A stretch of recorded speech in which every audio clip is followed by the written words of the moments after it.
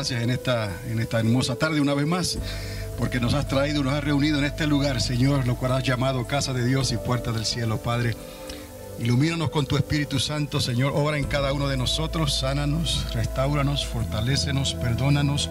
Todo aquello, Señor, que pueda estar pasando, Señor, por nosotros en estos momentos, lo traemos delante de ti, Señor, porque tú eres bueno, grande en misericordia y lento para airarte, Padre. Venga a tu reino. Amén y amén. En esta noche voy a traer algunas cosas que quizás no haya mencionado antes, algunas palabras, por lo menos un término que lo voy a explicar. Sígame cuidadosamente, pero era necesario hablar de estos términos, de esto que les voy a decir, para poder entender objetivamente, o sea, ya no es nuestra opinión nada más, objetivamente, sino lo que dice la palabra en el capítulo 17 de Apocalipsis y lo que le sigue después, el capítulo 18. Ya tiene una idea por dónde vamos en este estudio de Apocalipsis, que desde un principio no sabía yo personalmente qué dirección iba a tomar exactamente, sino que se ha ido desarrollando semanalmente según el Espíritu Santo nos da iluminación para entender esta palabra, y recordando siempre que estamos tratando de hacer algo objetivamente, no es meramente mi opinión, pero sí he considerado situaciones circunstanciales que me llevan a una conclusión de algo que les puedo enseñar utilizando la ecuación bíblica. La suma de la palabra es la verdad, y también circunstancias que nos son dadas por la palabra, un hecho que ya está dado, un misterio que ya está revelado, un nombre o una situación que está revelada de una manera clara por la misma palabra,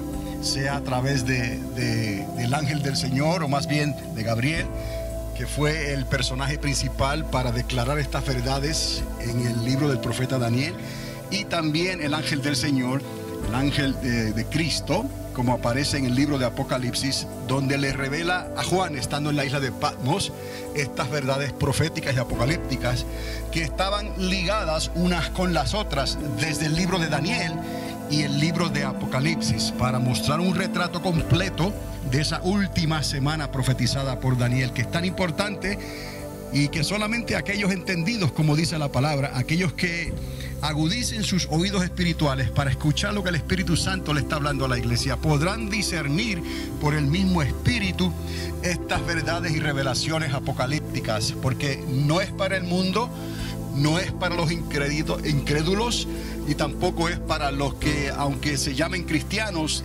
tal vez duden de la palabra. No lograrán ninguna revelación los que obran de tal manera. Esto es para los hijos, las hijas que comen del pan en la mesa que el Señor ha servido, donde Dios te tiene.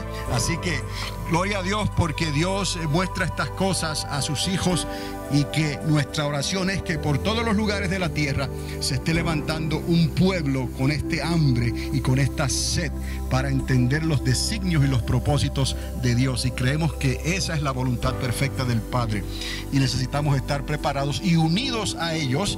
Formaremos esa iglesia triunfante de verdad, no la de nombre de la ciudad de Alamogordo, sino la iglesia triunfante que habla Pablo en las cartas, la iglesia triunfante que habla Jesucristo al final, donde todas las cosas serán entregadas al Padre y todo lo sabremos conforme a los propósitos de Dios desde un principio, o sea, desde antes de la fundación del mundo.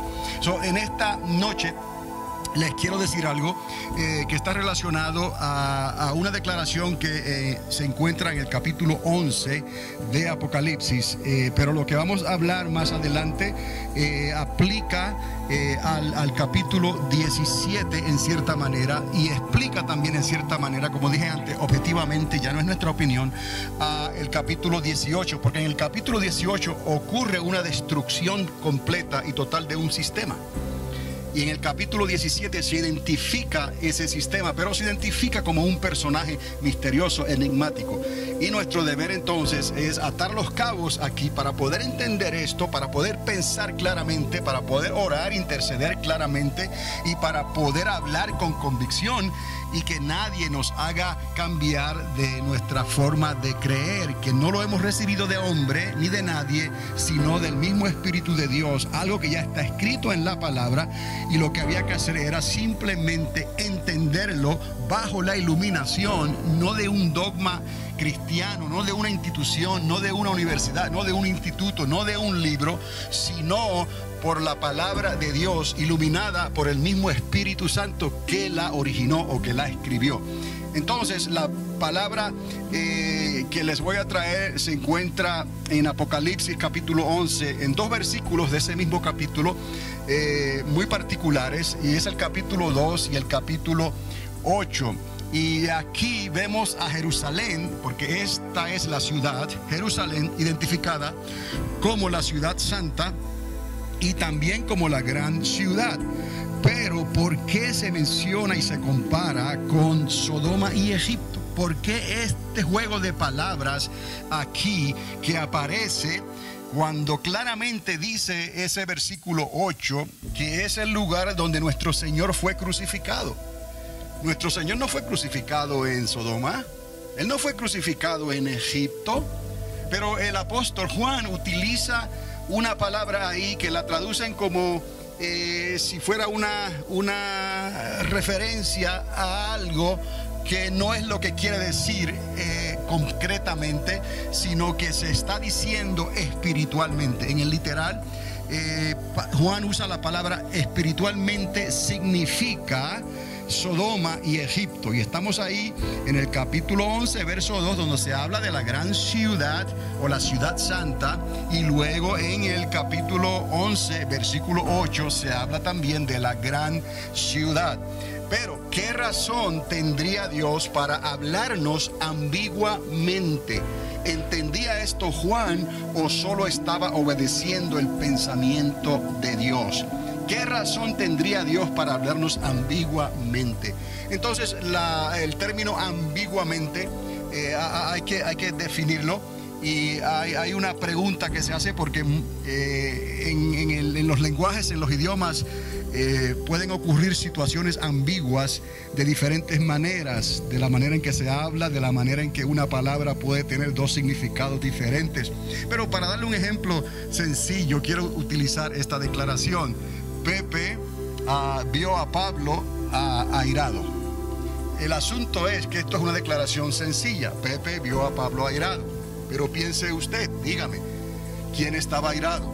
¿Era Pepe o era Pablo? Recuerde, la pregunta o la declaración es: Pepe vio a Pablo airado. ¿Quién está airado? Puede ser Pepe como puede ser Pablo, porque no se está ayudando en esta declaración a entender claramente qué es lo que se está diciendo, aunque sí se puede entender lo que se está diciendo para el que lo mira objetivamente y busca en la declaración qué es precisamente lo que se está diciendo. Por ejemplo, otro ejemplo sería en el idioma inglés y en el idioma español. Se utiliza la terminología para el Medio Oriente, allá en la Palestina, el Middle East. En castellano siempre se definió el Medio Oriente, pero también se definió el Cercano Oriente.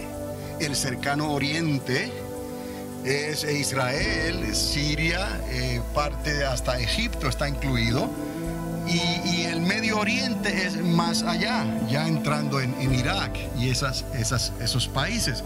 Pero en inglés el Medio Oriente automáticamente está hablando de Middle East, está hablando de Israel. Entonces hay una ambigüedad ahí. ¿Es el Medio Oriente en inglés o es el Medio Oriente en castellano, en español? Y de ahí sigue el Lejano Oriente, y ya estamos hablando entonces de la India y la China y esos lugares remotos.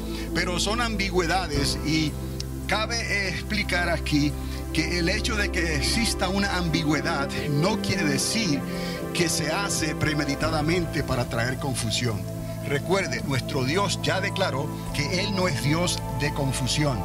Y nuestro Señor Jesucristo habló en parábolas. Habló de cierta forma que solo aquellos que no tenían una malicia ya predeterminada, ellos podrían entender, si escuchaban con agudeza espiritual, lo que Jesús les estaba hablando cuando Él comparó y dijo: este templo será destruido en 3 días, no quedará piedra sobre piedra. Y luego dijo: este templo será destruido, refiriéndose a sí mismo, y será edificado en 3 días. Y usó la comparación, así como Jonás estuvo en la boca del gran pez 3 días y 3 noches, así el Hijo del Hombre estará en el corazón de la tierra 3 días y 3 noches. Jesús habló en muchas ocasiones en parábolas y no habló claramente, y los discípulos se enfadaban con él a veces y le decían: pero háblanos claramente, ¿qué es lo que quieres decir? Entonces, cuando ellos lograban entender eso, decían: ciertamente ahora entendemos. Pero el Señor se tomaba el tiempo de explicarles a ellos estas cosas. Luego el Espíritu Santo iba a venir, y el Espíritu Santo nos iba a ayudar a entender la verdad, a conocer la verdad, nos iba a enseñar todas las cosas. Entonces, no es que cuando se habla ambiguamente, necesariamente eso se hace para traer confusión. Recuerde, Dios no es Dios de confusión, pero Dios puede hablar ambiguamente. En el caso de Pepe, vio a Pedro, a Pablo airado, pues puede ser que Pablo está airado, o que Pepe estaba airado, y estando airado vio a Pablo, o que él vio que Pablo estaba airado. Quizás con alguna coma, con algún punto, con alguna ayuda, se puede ayudar a aclarar esto. Pero cuando se habla así, trae una ambigüedad. Y lo mismo pasa con lo del Middle East, cuando hablan los americanos por ahí. Pero la respuesta a eso, el diccionario de la Real Academia Española dice que ellos tienen la razón antes de que el inglés trajera esa connotación. En castellano hay un cercano oriente, hay un medio oriente y hay un lejano oriente, y eso quedó establecido. Pero son ambigüedades y cosas que ocurren, y que en el caso de lo que estamos hablando aquí en el libro de Apocalipsis, ¿por qué entonces Juan habla de la gran ciudad, de la santa ciudad, como Sodoma y como Egipto? ¿Qué es lo que está pasando? ¿Qué lleva a Juan a hablar de esta manera? ¿O qué razón tendría Dios para hablarnos ambiguamente? ¿Entendía esto Juan por sí mismo, o solo Juan estaba obedeciendo el pensamiento de Dios? Recuerde que nosotros humanamente tenemos una mente que Dios nos dio, tenemos un alma, tenemos un espíritu y tenemos un cuerpo. Esto Dios lo designó de esa manera y nos creó a su imagen y semejanza. Pero nuestra mente está limitada. Está limitada por varias cosas, pero está limitada por la caída, por la desobediencia, por la rebelión. Aún así, nuestros pensamientos viajan casi a la velocidad de la luz. Nuestros pensamientos viajan así, y nosotros podemos pensar y deducir en las cosas que estamos pensando, que queremos escribir, que queremos decir. Pero ¿cuándo es que entra el pensamiento de Dios? ¿Cuándo es que entra la mente de Dios? Porque tenemos la mente de Cristo por el Espíritu Santo. Ahora, la mente de Cristo sí viaja a la velocidad de la luz. ¿Por qué sabemos esto? Porque Dios es luz.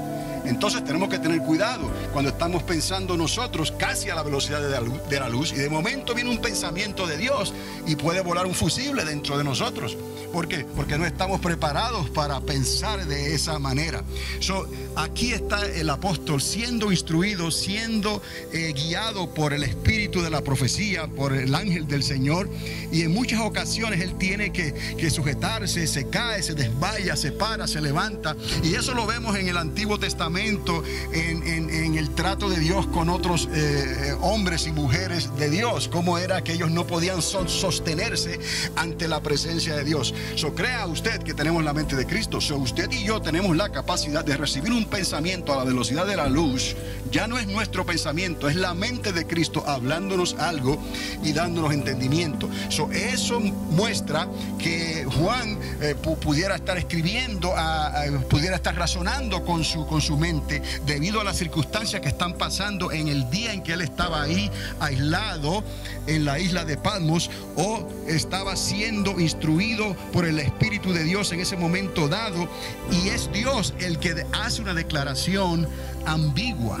Entonces, eso lo podemos nosotros pensar.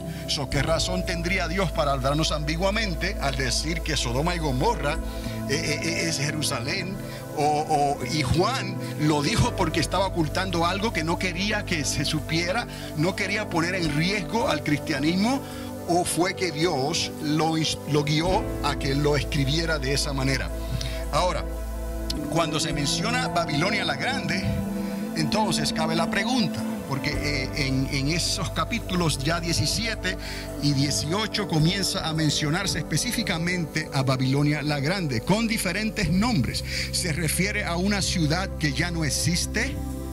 Aún en los tiempos de Juan, ya Babilonia no existía. ¿Se está refiriendo a una Babilonia que ya no existe, o habla entonces de la capital del Imperio Romano?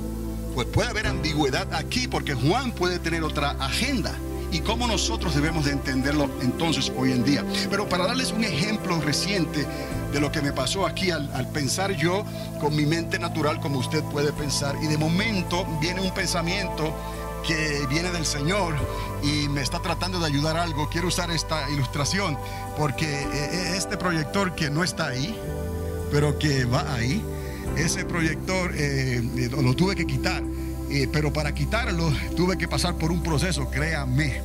La lámpara aparentemente se fundió.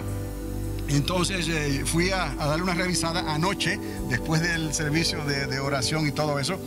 Y luego que estoy ahí pensando y tratando de resolver cuál era el problema, me doy cuenta de la posibilidad de que es la lámpara, obviamente, la que está fundida. Entonces, cuando voy a pensar ya para quitarlo, me doy cuenta que son unas llaves especiales. Y entonces sí, yo dije, como dicen en inglés por ahí, oh my God. ¿Por qué oh my God? Porque esa llave era única. Parecía una llave que le llaman hexagonal, de esas Allen, pero las llaves Allen son macizas. La llave que es especializada para quitar ese proyector es como una llave Allen, pero tiene un hueco en el medio. Entonces mi mente está pensando casi a la velocidad de la luz. Oh my God, ¿cómo voy a quitar ahora yo todo esto aquí para poder resolver este asunto? Porque seriamente hablando, la otra opción era quizás romper todo eso que está ahí, para poder buscar una manera de cómo quitar ese proyector de su montura. Y mientras estoy pensando, la mente me está diciendo, es una llave Allen, pero esa llave tiene un hueco adentro y tienes que buscar en la oficina, aquí tienes que buscar allá, quizás en la casa, allá en el garaje. Ahí. ¿Y dónde puse yo esa llave? Y eso ocurrió años, desde que eso se instaló ahí. Es una llave tan pequeña, en realidad es esta llave que está aquí. Y no había forma de yo recordarme dónde estaba eso. Estoy yo pensando con mi mente natural, pero estoy pensando en cierta manera ambigua, porque viene el pensamiento de Dios y me está tratando de decir, yo sé dónde está la llave y te voy a decir. Y en esa batalla de mi pensamiento y el pensamiento de Dios, yo veo claramente dónde está la llave. Él me muestra dónde está la llave en ese cuartito. Desde aquí, pero yo sigo insistiendo. Voy allá y la busco allá en la oficina, voy allá al Children's Church, al otro cuarto que hay, y allá la busco y encuentro algunas llaves que parece Allen. En todo este tiempo ya yo sé que el Señor me está tratando de decir que la llave está aquí en algún lugar, pero yo no hago caso inmediatamente.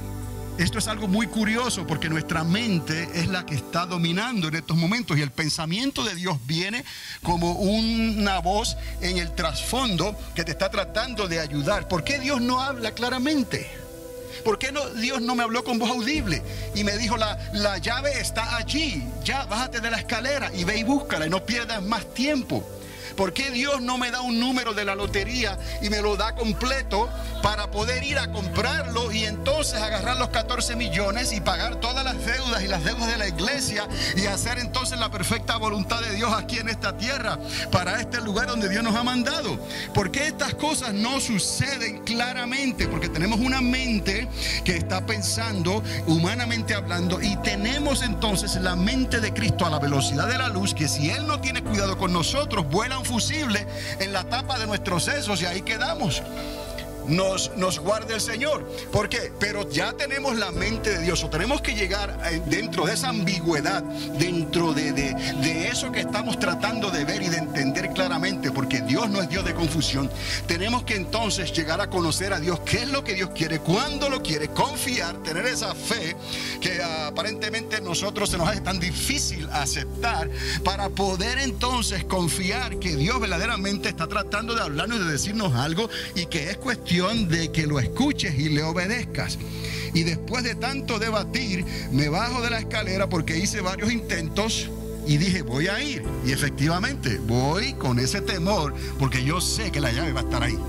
Y vengo y abro y saco la cajita de plástico, y justamente ahí está la llave. O sea, todo esto, toda esta ambigüedad, en lugar de ver el pensamiento de Dios claramente y hacerle caso desde un principio. Así somos humanos. Y créame, esta llave es única. Usted la ve así, pero esta llave tiene un hueco adentro, en este lado y en este otro. Y si no tiene ese hueco, no se pueden quitar esos tornillos. Entonces, ahora la guardo muy claramente. Pero piense usted, después de tantos años, ¿dónde estaba esa llave? Póngase usted en mis zapatos. Si no había ningún archivo, ningún registro, ninguna señal de dónde estaba esta llave. ¿Usted me está entendiendo? Eso fue anoche. Póngase usted en mi lugar.